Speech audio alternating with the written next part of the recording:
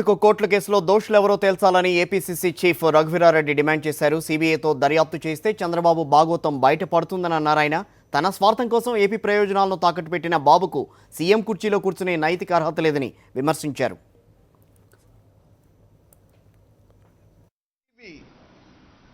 విచారణ పూర్తి అయి చాలా కాలమైంది, దాదాపు 7-8 మాసాలైంది.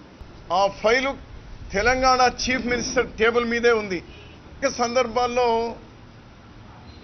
డిమాండ్ చేసినాం, అయ్యా తెలంగాణ ముఖ్యమంత్రి గారు కేసీఆర్ గారు ఏదో ఒకటి తేల్చాలి కదా. ఏసీబీ ఫైనల్ రిపోర్ట్ ఏంటి? కృష్ణా నది మీద యథేచ్ఛగా నిర్మాణం చేస్తూ ఉంటే ఒక్క మాట మాట్లాడలేదు. కారణం ఓటుకు నోటు కేసులో లోపలేస్తారేమో అనేటువంటి భయంతో మాట్లాడడం లేదు. నిన్నగాక మొన్న గోదావరి మీద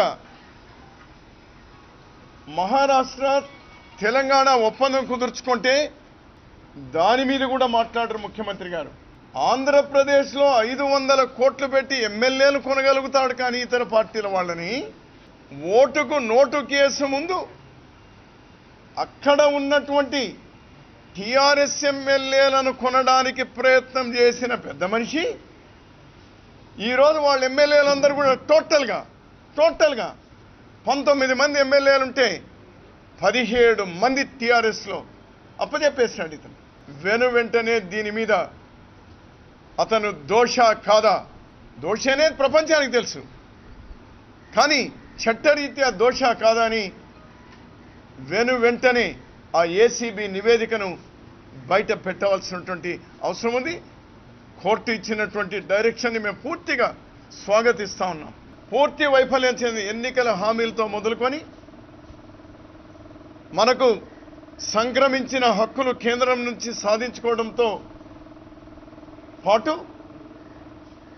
రాష్ట్ర పరిపాలనలో పూర్తిగా వైఫల్యం, అదేవిధంగా దోచుకోవడం, అవినీతి. అందుకోసం చంద్రబాబు నాయుడు గారు ముఖ్యమంత్రిగా కొనసాగడానికి అనర్హుడు. ఆ పార్టీలో ఉన్న ఎమ్మెల్యేలకు ఏమాత్రం